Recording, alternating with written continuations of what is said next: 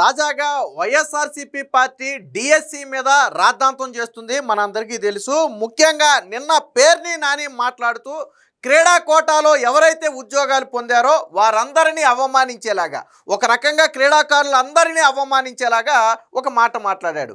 మీరు ప్యాకాట్ ఆడితే పోస్టులు ఇస్తారా? ప్యాకాట్ ఆడిన వాళ్ళకి కూటమి ప్రభుత్వం పోస్టులు ఇచ్చింది, కావాలంటే చూసుకోండి. బ్రిడ్జ్ గేమ్ అంటే ఏంటి? ప్యాకాట్ ఆడితే మీరు పోస్టులు ఇస్తారా అని చెప్పి ఒక అవహేళనగా మాట్లాడాడు. మరి పేర్ని నానికి ఆ స్క్రిప్ట్ ఎవరు రాసిచ్చారో నాకైతే తెలియదు. కానీ ఎంత దారుణం అంటే కనీసం ఈరోజు మన చేతుల్లో మొబైల్ ఉంది.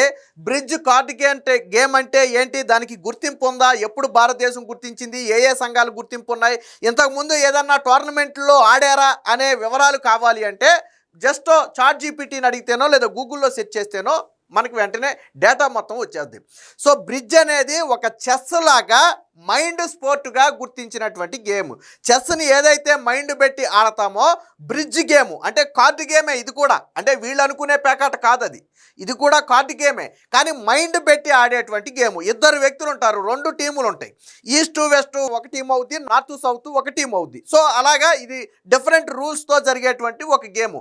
ఇది పూర్తిగా వ్యూహము, మైండ్, టీమ్ స్పిరిట్, అంటే ఇద్దరు వ్యక్తులు కలిసి కోఆర్డినేషన్తో ఆడాల్సినటువంటి గేమ్ ఇది. చెస్ అంటే ఒకళ్ళే ఆడతారు, ఇది మాత్రం ఇద్దరిద్దరు కలిసి ఆడతారు. సో ఇది దీని వివరాలు. దీనికి ఒలింపిక్ అసోసియేషన్ గుర్తింపు కూడా ఉంది. దీనికి సపరేట్గా బ్రిడ్జ్ గేమ్కి ఇండియాకి ఒక ఫెడరేషన్ కూడా ఉంది. 2 సార్లు ఆల్రెడీ ఏషియన్ గేమ్స్లో దీన్ని ప్రవేశపెట్టారు. ఆ ఏషియన్ గేమ్స్లో మన భారతదేశానికి మెడల్స్ కూడా వచ్చాయి. సో ఇది బ్రిడ్జ్ గేమ్ హిస్టరీ. కానీ ఇదేమీ తెలియనటువంటి పేర్ని నాని ఏమనుకున్నాడంటే, వీళ్ళు కొబ్బరి తోటల్లో ఆడుకుంటారు చూసారా, పందెం పెట్టి ఆడుకుంటారు చూసారా ప్యాకాట, ఆ ప్యాకాట్ అనుకుంటున్నాడు పాపం పేర్ని నాని. అంటే తెల్లచీర కట్టుకున్నదల్లా నా పిల్లమే అన్నట్టుగా పేక ముక్కలతో ఆడేదంతా కూడా ప్యాకాటే అనుకుంటున్నాడు పేర్ని నాని. అది తప్పు. బ్రిడ్జ్ గేమ్ అంటే సపరేటు. వీళ్ళు ఆడుకునే ప్యాకాట్ కాదు, వీళ్ళు ఆడే విధానం కాదు.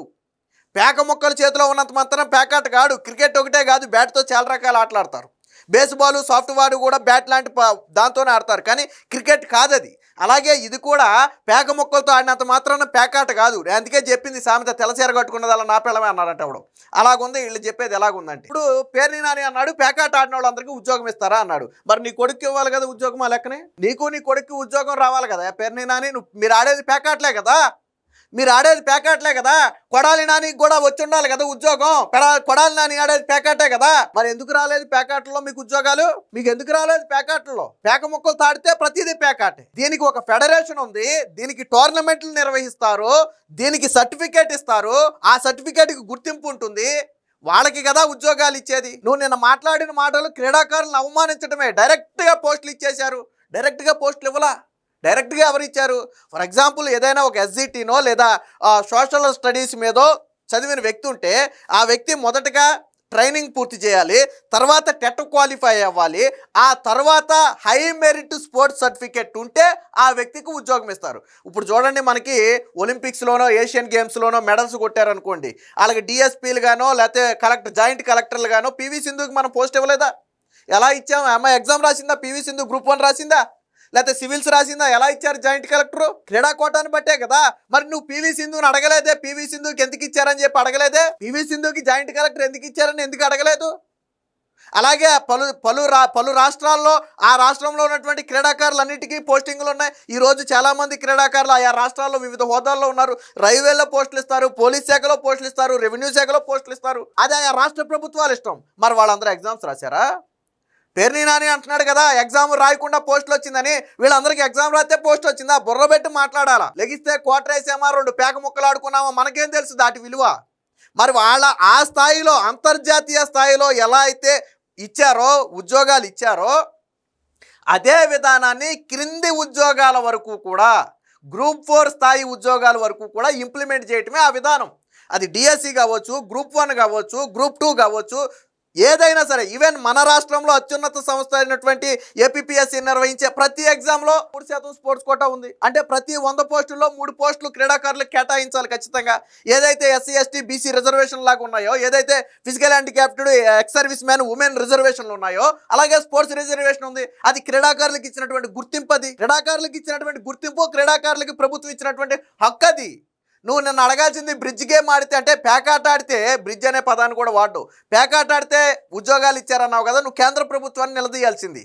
మీరు ఎందుకు పేకాటను గుర్తించారు అని ఎందుకు నిలదీయలేదు కేంద్ర ప్రభుత్వాన్ని? ఏం మాట్లాడాడు ఒకసారి చూద్దాం. దీనికి సంబంధించిన హిస్టరీ కూడా ఉంది, ఒకసారి చూద్దాం. డిఎస్సిలో కూడా ఉద్యోగాలు ఇచ్చేశాడు, అందుకోసమే పరీక్ష అంటే చూడండి ఎగ్జామ్ లేకుండా అంటే డిఎస్సి కానీ టెట్ కానీ ఎగ్జామ్ రాయకుండా స్పోర్ట్స్ కోటా కింద. ఆ స్పోర్ట్స్ లో ఏంటి అంటే నేను మొన్నటిదాకా ఏమనుకున్నానంటే ప్యాకాట్ పెడితే ఎమ్మెల్యేలు ఒప్పుకోరనుకున్నాను. ప్యాకాట్ లో స్పోర్ట్స్ అంటే మెరిట్ వాళ్ళని ప్యాకాట్ పోటీలు పెట్టి దాంట్లో తీసుకుంటే ఇక్కడ పేరుని నాన్న ఒక మాట అన్నాడు, టెట్ రాయకుండా డిఎస్సి రాయకుండా అన్నాడు. టెట్ రాయలేదు అనేది అబద్ధం. ఒక ఫిజికల్ ఎడ్యుకేషన్ టీచర్లకు మినహాయించి మిగిలిన అందరికీ కూడా టెట్ ఉంది. పీఈటీలకు టెట్ అనేది లేదు. వైసీపీ హయాంలో కూడా టెట్ని పెట్టలేదు, పీఈటీలకు టెట్ లేదు. సో టెట్ రాయలేదు అని పేరుని నాని చెప్పింది అబద్ధం. ఇక డిఎస్సి అనేది మెరిట్ కోటాలో ఇచ్చే స్పోర్ట్స్ పోస్ట్ అయితే వాళ్ళు డిఎస్సి ఎగ్జామ్ రాయాల్సిన అవసరం లేదు. ఎందుకంటే వాళ్ళు ఎగ్జామ్ను కాదు మెరిట్ను చూసి, స్పోర్ట్స్ మెరిట్ను చూసి పోస్ట్ ఇస్తున్నారు కాబట్టి ఆ మెరిట్ ఉంటే పోస్ట్ ఇస్తారు. కానీ ఆ వ్యక్తి ట్రైనింగ్ చేయాలి, టెట్ రాయాలి, టెట్ క్వాలిఫై అవ్వాలి, డిఎస్సికి అప్లై చేసుకుని ఉండాలి. ఆ తర్వాత స్పోర్ట్స్ కోటాలో అప్లై చేసుకున్న తర్వాత ఆ వ్యక్తి సర్టిఫికేట్ వెరిఫికేషన్కి వెళ్ళి మెరిట్ ఉంటే అప్పుడు మాత్రమే ఇస్తారు. అయితే ఈ టెట్ అనేది పీఈటీలకు అసలు లేదు. టెట్ అనేది పీఈటీలకు కండక్ట్ చేయట్లేదు కాబట్టి వాళ్ళైతే రాయరు. సో కాబట్టి అంటే హాఫ్ నాలెడ్జ్తో పేరుని నాని మాట్లాడేది అనేది అర్థమవుతుంది. ఎమ్మెల్యేలు మాట నువ్వేట తీసుకుంటావా లోకేష్ చంద్రబాబు నాయుడు గారు అని ఆపారు అనుకున్నా. తీరా జీవో చూస్తే ఈ హాఫ్ నాలెడ్జ్ ఎంత హాఫ్ నాలెడ్జ్ అంటే పేకాట అంటే ఎమ్మెల్యేలు ఆడుకునే ఆట అంట. ఎమ్మెల్యేలు ఆడుకునే ఆటని లోకేష్ ఎందుకు పోస్టులు ఇస్తాడు, ఎమ్మెల్యేలు నిలదీస్తారు అనుకున్నాడంట. ఇది ఎమ్మెల్యేలు ఆడే ఆట అంట. అంటే బహుశా మరి వైఎస్ఆర్సీపీ ఎమ్మెల్యేలందరూ కూడా అప్పట్లో పేకాట ఆడేవాళ్ళేమో నాకైతే తెలియదు. పేకాట అనేది సహజంగా ఆడతారు, నేను కాదని నేను అంట్లా. కానీ ఎమ్మెల్యేలందరూ పేకాట ఆడతారంటే బహుశా వాళ్ళ ఎమ్మెల్యేలందరూ పేరుని నాని లాంటి వాళ్ళందరూ ఆడు కొడుకు లాంటి వాళ్ళందరూ బహుశా లెగిస్తే పేకాటలో మునిగి తేల్తారు కాబట్టి వాళ్ళకి అవగాహన ఉంటే ఉండుండొచ్చు. నాకైతే దాని పెద్ద అవగాహన లేదు. 40వ ఆట బ్రిడ్జి పేకాట, దాన్ని కూడా వదల. ప్యాకాట్ లో బాగా పోటీ ఫస్ట్ వచ్చినా కూడా టీచర్ ఉద్యోగంగా తీసుకున్నటువంటి పరిస్థితి. అంటే ప్యాకాట్ లో ఫస్ట్ అంటే పోటీ ఎవరు కండక్ట్ చేశారు, ఎవరు సర్టిఫికేట్ ఇచ్చారు, వీళ్ళకి అదే చెప్పేది. వీళ్ళు ప్యాకాట్ అంటే తోటలో కొబ్బరి తోటలో ఆడుకునే ప్యాకాట్ అనుకుంటున్నారు వీళ్ళు. ప్యాకాట్ అంటే అది ప్యాకాట్ కాదు, దాని పేరు బ్రిడ్జ్. దానికి కొన్ని రూల్స్ అండ్ రెగ్యులేషన్స్ ఉన్నాయి, ఒక టీమ్ ఫార్మేషన్ ఉంది, దానికి కొన్ని పాయింట్స్ ఉంటే ఒక టోర్నమెంట్ లాగా నిర్వహిస్తారు దాన్ని. ఇతర చెస్ లాంటి టోర్నమెంట్లు ఎలా అయితే స్టెప్ బై స్టెప్ గెలుచుకుంటూ ముందుకెళ్లాలో అలా గెలుచుకుంటూ ముందుకెళ్ళిన వ్యక్తులకు ఇచ్చే సర్టిఫికేటే అది.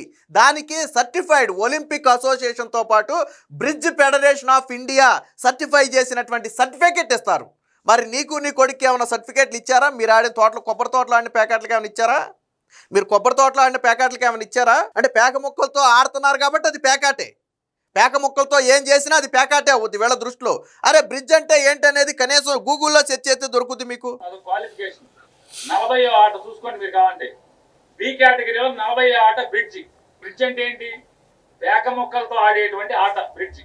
పేక ముక్కలతో ఆడే అటువంటి ఆట బ్రిడ్జే, కానీ అది పేకాట కాదా అనేది వీళ్ళకి తెలియదు. పేకాట కాదా అనేది వీళ్ళకి తెలియదు. పేక ముక్కలతో ఆడుతున్నారు కాబట్టి అది పేకాటే. దానిలో బాగా తరిఫీ దాని నైపుణ్యం చూపించినా కూడా టీచర్ అయిపోవచ్చు. పర్వాలేండి మీరు అసలు. మరి ఒలింపిక్ అసోసియేషన్ ఎందుకు గుర్తించింది, భారత ప్రభుత్వం ఎందుకు గుర్తించింది, ఆంధ్రప్రదేశ్ ఎందుకు గుర్తించింది, దానికి ఎందుకు?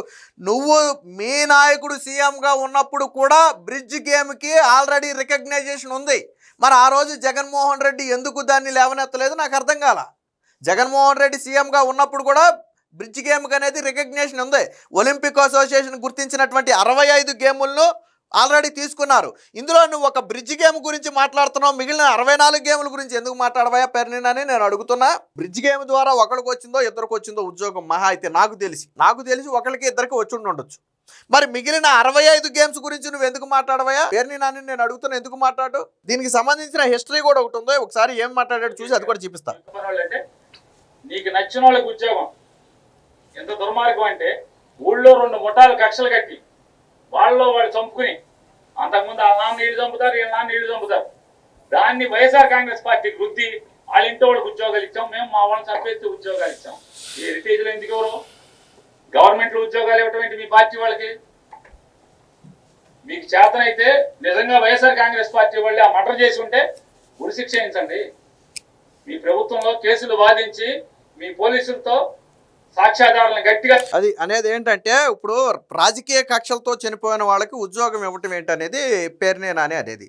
సరే, ఉద్యోగం ఇవ్వటం ఏంటన్నావు. తోటా చంద్రయ్య అనే వ్యక్తిని చంపింది ఎవరా? తోటా చంద్రయ్య అనే వ్యక్తిని చంపిన వ్యక్తులు ఎవరు?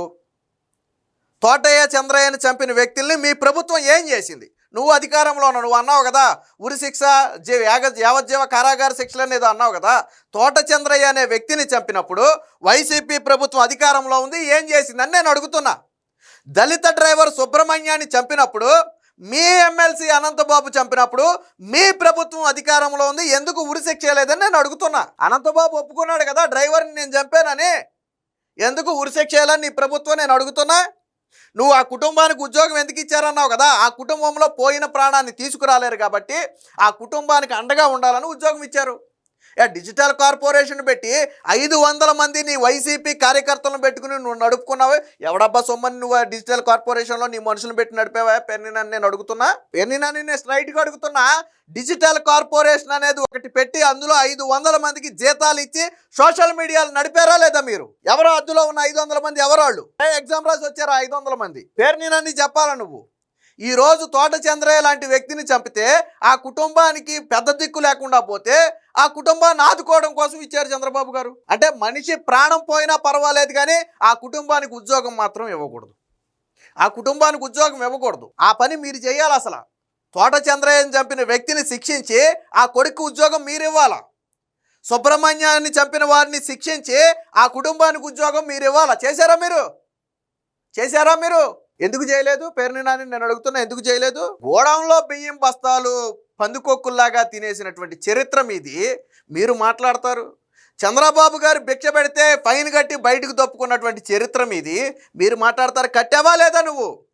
నీ గోడౌన్లో ఉన్నటువంటి బియ్యం బస్తాలు మాయమైన కేసులో నువ్వు ప్రభుత్వానికి ఫైన్ కట్టావా లేదా? ఏమైనా నీ గోడౌన్లో బియ్యం బస్తాలు? ఏ పందికొక్కు తిందకు నీ గోడౌన్లో బియ్యం బస్తాలు? చెప్పు, ఏ పందుకోకు తింది నీ గోడంలో బియ్యం బస్తాలు?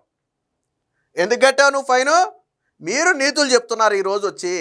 చివరికి పేదలకు పంచే రేషన్ బియ్యం కూడా పందుకొక్కుల్లాగా తిన్నటువంటి చరిత్ర ఉన్న మీరు ఈరోజు చంద్రబాబు గారికి నీతులు చెప్తారు. మీరు ఆ కుటుంబాన్ని ఆదుకుంటే 10 మంది నోళ్ళ దగ్గర పంచే బియ్యాన్ని తినేసిన మీరు ఒక కుటుంబానికి ఆధారంగా చంద్రబాబు గారు ఉద్యోగం ఇస్తే దాన్ని ప్రశ్నిస్తున్నాడు.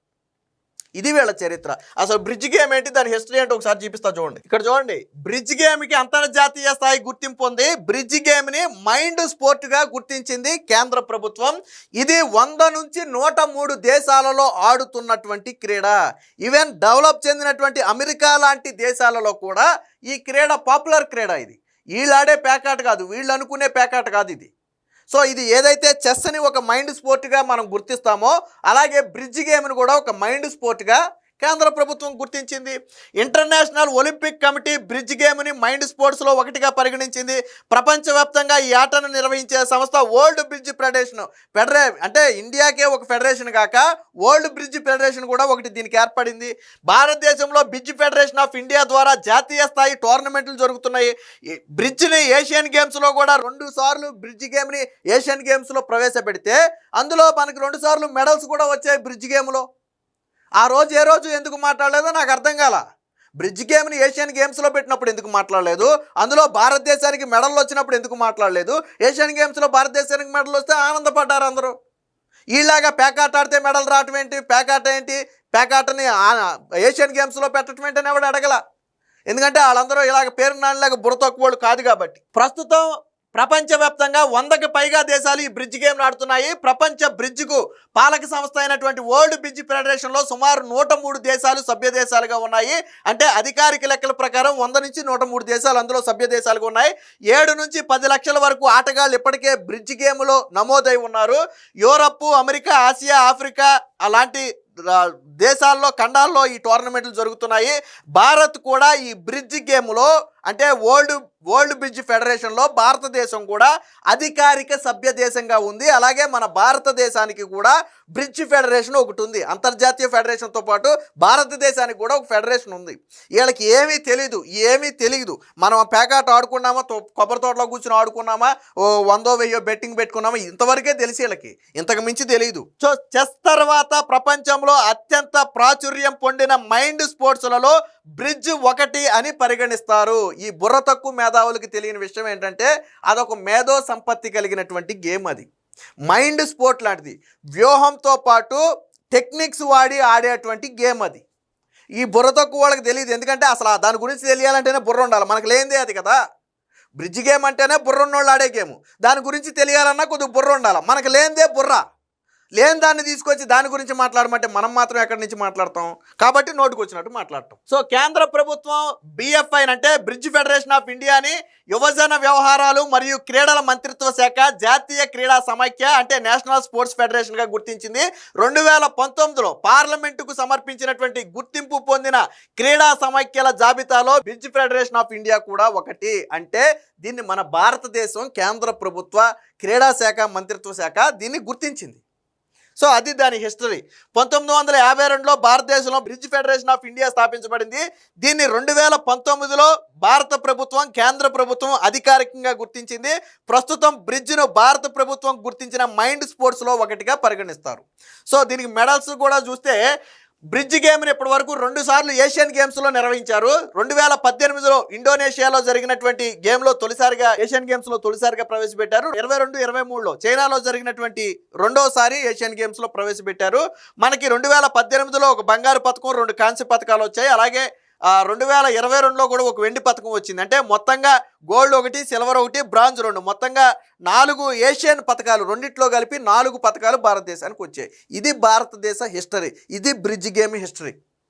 వీడికి ఏమీ తెలియకుండా పేకాట ఆడుకుంటే ఉద్యోగాలు ఇచ్చారని చాలా సింపుల్గా తీసేశాడు. ఇది కేవలం ఆ బ్రిడ్జ్ ఆడే వాళ్ళని మాత్రం అవమానించడం కాదు, మొత్తం క్రీడాకారులందరినీ అవమానించడమే. ఇది ఒక బుర్ర లేని వాడిని బుర్ర పెట్టి ఆడే గేమ్ గురించి మాట్లాడితే అడిగితే ఏం చెప్తాడు చెప్పండి? కాబట్టే నోటుకు వచ్చింది మాట్లాడాడు. నేను పేరునానికి ఒకటే చెప్తున్నా, క్రీడాకారులను నువ్వు అవమానించావు కాబట్టి క్రీడాకారులకు బహిరంగ క్షమాపణ చెప్పాలా. నిజంగా ఇది ఇంకా నువ్వు పేకాటే, ఇది గేమ్స్లో ఉండకూడదు అంటే నువ్వు మొదట చేయాల్సిన పని ఏంటంటే సుప్రీంకోర్టుకు పో. సుప్రీంకోర్టుకు పోయి కేంద్ర ప్రభుత్వం పేకాటను గుర్తించింది, మీరు ఇమీడియట్గా పేకాటను తొలగించాలని చెప్పి ఒక చట్టం చేయించు. నువ్వు ఏదైనా చేయగలిగితే, అలాంటి పని ఏదైనా ఉంటే అదేమన్నా చేయగలిగితే చెయ్యి. అంతేగాని ఒలింపిక్ సంఘం గుర్తించిందా, నేషనల్ ఫెడరేషన్ గుర్తించిందా, సపరేట్గా మనకు ఒక ఫెడరేషన్ ఉందా, ఆల్రెడీ జాతీయ స్థాయిలో ఈ ఫెడరేషన్ ఒకటి ఉందా, వరల్డ్ బ్రిడ్జ్ ఫెడరేషన్ ఒకటి ఉందా? ఇన్ని ఫెడరేషన్లు గుర్తించి 100కు పైగా దేశాలు ఆడే ఆటను నువ్వు పేకాట అని చెప్పి ఎంత సింపుల్గా కొట్టేసావా పేర్ని నాని? కాబట్టి ఇక నుంచైనా పేర్ని నాని మాట్లాడేటప్పుడు కనీస సమాచారం తెలుసుకుని ఒళ్ళు దగ్గర పెట్టుకుని మాట్లాడితే మంచిది.